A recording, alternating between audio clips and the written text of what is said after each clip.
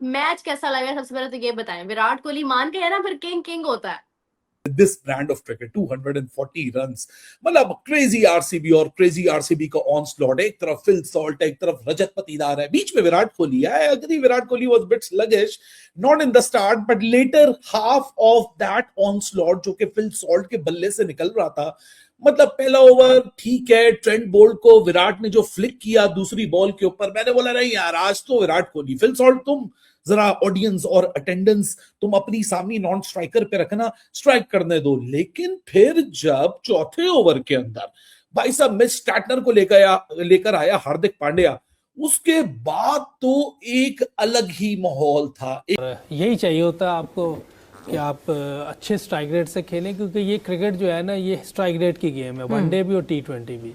ये दोनों क्रिकेट में अब आप स्ट्राइक रेट एवरेज आपने अब टेस्ट में देखनी है, उसमें आपने लंबी क्रिकेट खेलनी है, उसमें आपने डबल 100 करना है, बड़ा 100 करना है, उसमें आप लंबा जा सकते हैं। लेकिन इस क्रिकेट में आपको इसी तरह की क्रिकेट खेलनी है, 200 प्लस स्ट्राइक रेट से खेलना है जो दुनिया खेल रही है। अगर हम इस तरह क्रिकेट नहीं खेलेंगे, और इतनी फ्लैट विकेट है, मेरा मकसद है कि इससे ज्यादा आसान विकेट अब क्या मिले। आरसीबी उन्होंने बताया है, सिग्नेचर छाप छोड़ी है कि कैसे खेलते हैं। पहला छक्का, दूसरा छक्का, तीसरी बॉल पे छक्का, फिर उसके बाद चौका, मतलब पावर प्ले का शेपा ही बदल दिया चौथे ओवर के अंदर जब मिस स्टार्टनर को तबीयत से फेंटा लगाया गया। मतलब यार फिल सॉल्ट, जिसको अगले मैच के बाद, पिछला मैच आरसीबी हारा तो काफी लोग परेशान हो गए थे, नहीं यार फिल सॉल्ट नहीं चल रहा, जेकब बेथल बैठा हुआ है, हेजलवुड भी वापस आ गया है, तो निकालो और जेकब बेथल को लेकर आओ। स्ट्राइक रेट से किंग विराट कोहली आज खेल के गया है, जबरदस्त बैटिंग किया विराट कोहली ने भी, और जितनी बॉलें वो बंदा खेल के गया है, उस बंदे की बैटिंग में एक वो फ्रीडम, एक वो इम्पैक्ट नजर आया है कि हाँ यार ये बंदा एक एक एक इंटेंट के साथ खेलेगा, क्योंकि आरसीबी के पास हर चीज का बैकअप भी है, और जो चीज खेल रही है वो पूरी प्लान के तहत खेल रही है। और क्या बैटिंग की आज भाईजान आरसीबी ने। नहीं, वो आप ऐसे अब ब्लंडर ना मारे, ब्लफ ना मारे, ठीक है ना। वो नहीं सोते, हम सोते हैं। हाँ, मैं उन्हीं का तो बोल रहा हूँ, आप अपने ऊपर ले गए। अच्छा ये बताएं बासित भाई, कि वो लोग जो कह रहे थे कि विराट कोहली अब खत्म हो गया है या 27 का वर्ल्ड कप नहीं खेल पाएगा, उनको तो मिल रहा है ना जवाब, कि नहीं मिल रहा? यार मैं आपको एक बात बताऊं नजीब भाई, वो इस वक्त अंकल भी बना हुआ है आरसीबी का, कप्तान भी बना हुआ है, सही है, बड़ा भी है, भाई भी बना हुआ है, दादा भी बना हुआ है, वो खेल भी रहा है, खिला भी रहा है। सबसे बड़ी चीज ये है, उसकी क्वालिटी है यार, वो जावेद मियांदाद बन चुका है इस वक्त। हर टीम जहां से खेलेगा वो जावेद मियांदाद होगा, सामने वाले को भी खिला रहा है। सही बात है, क्वालिटी ये है, इसलिए देख के अच्छा लगता है। पूरी मुंबई इंडियंस की टीम की शक्ल अगर आप देखते, विराट कोहली ने जो बोल्ट को छक्का मारा है, वो डिसबिलीफ में थे और डिप्रेशन में थे। रोहित शर्मा, सूर्य कुमार यादव, हार्दिक पांड्या, ट्रेंट बोल्ट पसीना छूट गए थे। और विराट का भी इतना तेज पहले नहीं था, जो लोग बोलते हैं ना स्ट्राइक रेट, उसने अपनी गेम ही चेंज कर ली है। हो रहा है पेट्रोल छोटा ही लीग, और भाईजान पैसा छोटा ही लीग, जो भी आप कह सकते हैं वो कह सकते हैं, क्योंकि हमारी लीग को कोई भी देखना पसंद नहीं कर रहा। हर बंदा उठता है, चपेड़े मारनी शुरू कर देता है हमारी लीग को, क्योंकि हमारी लीग की औकात ये है भाईजान, इसको देखने का दिल ही नहीं करता। हम खुद पाकिस्तानियों की भाईजान ये लीग है और हम खुद ही नहीं देख रहे। कल हमारे इस लीग के 2 मैच थे, हमने भाईजान मजा ही नहीं आ रहा, ना क्राउड है ना भाईजान कोई पब्लिसिटी है इस पीएसएल। जो भी टीम खेले अगर वहां पे, तो वो उनको 230 240 करने पड़ेंगे, फिर जाके फाइट करके जीता जाएगा जो बॉलिंग अच्छी होगी।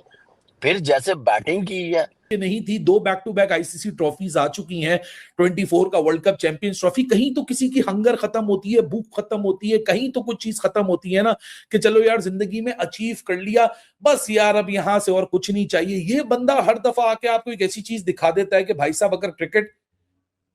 में कुछ करना है, किसी का कुछ उखाड़ना है, तो फिर इस तरह की क्रिकेट खेलो ना। अगर इस तरह की क्रिकेट नहीं खेल सकते तो फिर भाई आप अपने आप को जो दुनिया के क्रिकेट ने पैदा किए हुए लेजेंड्स हैं उसमें आप अपना नाम नहीं रख सकते। मतलब आज जिस तरीके से विराट ने अपना गेम इवॉल्व किया है during the passage of the time,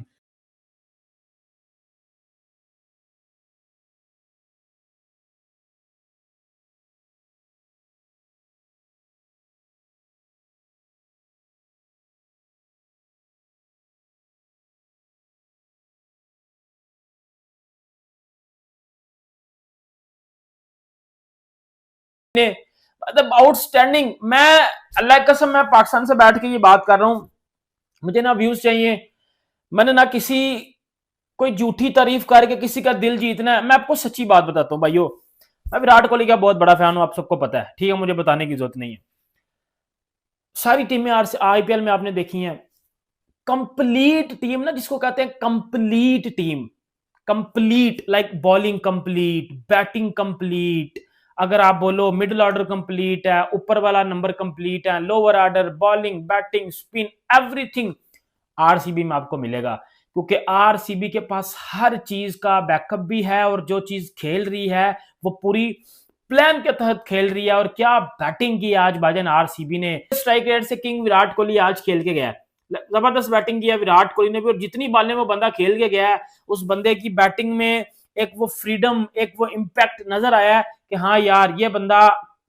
बंदा एक इंटेंट के साथ खेलेगा, ये बंदा एक इंपैक्टफुल इनिंग खेल के जाएगा। लाइक वो टुक टुक बाबर आजम वाली गेम नहीं, टिपिकल विराट कोहली गेम। अब बात करें, उससे ज्यादा लोकल इंप्रूव्ड क्रिकेटर नजर आया ना, जो दो मुझे क्रिकेटर बड़े इंप्रूव्ड नजर आए हैं इस आईपीएल में,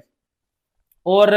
वो दोनों ही आज खेल रहे थे। बंदे की इनिंग्स में आप शॉट में टाइमिंग नजर आती है, अगर वो सामने खेल रहा है उस बंदे की टाइमिंग नजर आती है, अगर वो पुल मार रहा है, कट मार रहा है, सामने मिड ऑन मिड ऑफ, जहां भी वो बंदा खेल रहा है ना, जब पता चलता है कि यार 360 खेलने की कोशिश कर रहा है और टाइमिंग है, इंपैक्ट नजर आता है, पता है टुल्लेबाजी नहीं हो रही, लपेटे नहीं हो रहे, प्रॉपर क्रिकेटिंग शॉट्स हो रही हैं। This brand of cricket 240 runs, मतलब क्रेजी आरसीबी और क्रेजी आरसीबी का ऑनस्लॉट, एक तरफ फिल सॉल्ट है, एक तरफ रजत पाटीदार है, बीच में विराट कोहली है। I agree Virat Kohli was bit sluggish, not in the start but later half of that onslaught जो कि फिल सॉल्ट के बल्ले से निकल रहा था। मतलब पहला ओवर ठीक है, ट्रेंट बोल्ट को विराट ने जो फ्लिक किया दूसरी बॉल के ऊपर, मैंने बोला नहीं यार आज तो विराट कोहली, फिल सॉल्ट तुम जरा ऑडियंस और अटेंडेंस तुम अपनी सामने नॉन स्ट्राइकर पे रखना, स्ट्राइक करने दो। लेकिन फिर जब चौथे ओवर के अंदर भाई साहब मिच स्टार्टनर को लेकर आया हार्दिक पांड्या,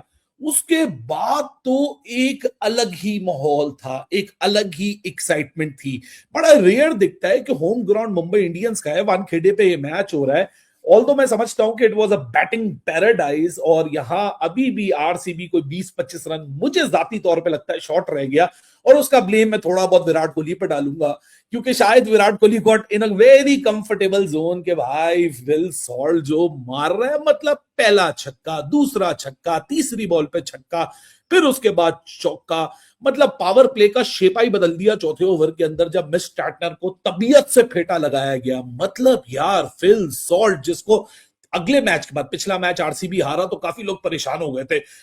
नहीं यार फिल सॉल्ट नहीं चल रहा, जेकब बेथल बैठा हुआ है, हेजलवुड भी वापस आ गया है, तो निकालो और जेकब बेथल को लेकर आओ। मैंने कहा था यार फिल सॉल्ट जरा रुक जाओ, अभी आने दो इसकी मतलब की विकेट, ये अपना जरा लश्कारा दिखाएगा। और भाई साहब क्या लश्कारा दिखाया, पांचवें ओवर के अंदर जब 22 रन लगे तो वहां से पूरी जो complexion of the power play था ना वो बिल्कुल निपट गया, क्योंकि बीच में काफी डिसेंट मामला चल रहा था, 4 ओवर में 43 रन इन पावर प्ले, लेकिन उसके बावजूद 22 रन मिलने के बावजूद मैं मुंबई को जरूर दाद दूंगा कि मुंबई ने ना बीच बीच में से इतनी लूज बॉलिंग नहीं करी कि बस एक दफा जब हाथ पे चढ़ गया आरसीबी के कोई बॉलर तो बस उसके बाद सभी की लाइनों लेंथ हिल गई। हालांकि मार्कंडे को रन्स पड़े, मिच स्टार्टनर को रन्स पड़े, 22 रन का ओवर आया पांचवें ओवर जो था, फिर उसके बाद 20 रन का ओवर लगा जो 8वां था, फिर 12वां ओवर एक और 20 रन का लगा, फिर 13वां ओवर 23 रन का लगा, फिर 14वां ओवर 16 रन का लगा। ये वो फेस था, रजत पाटीदार ने आके एक आग लगा दी थी। मतलब रजत पाटीदार, मैं पिछले गेम में भी बात कर रहा था कि पिछला सीजन ऑल्दो ये एज अ कैप्टन जीता है, लेकिन सबसे बड़ा फर्क उसके खुद के अंदर आया एज एन इंडिविजुअल, क्योंकि इस बार तो वो भाई साहब 192 के स्ट्राइक रेट से ऑपरेट कर रहा है। इनफैक्ट आज के मैच में तो Rajat Patidar came, saw and he conquered like it was not even a fuss. 8 बॉलों में 33 रन, इधर छक्का इधर चौका, मतलब इसने भी कोई सही डाउन टाइम गुजारा है एक आईपीएल से लेके दूसरे आईपीएल तक, and he is simply putting out runs as if it is no issue at all. 20 बॉलों में 53 रन्स, 265 का स्ट्राइक रेट, एंड स्पेशली जब captain is leading from the front, तो वैसे ही आरसीबी एक ऐसी फेयरलेस कैरेक्टर अपना दिखा रही है 2026 की कैंपेन में। शुरू के 2 मैचों में भी जो कामयाबी मिली है, हालांकि 38 बॉलों में 50 मारी है, जो मैं साफ और बोलूंगा विराट के पॉइंट ऑफ व्यू से भी कि 131 का स्ट्राइक रेट जब टीम ने 240 बनाए हुए हैं, तो यानी अगर मैं 131 के स्ट्राइक रेट को देखूं तो टीम के पॉइंट ऑफ व्यू से वो थोड़ा सा कम है, क्योंकि बीच में जो विराट थोड़ा सा स्लगिश हुआ है ना,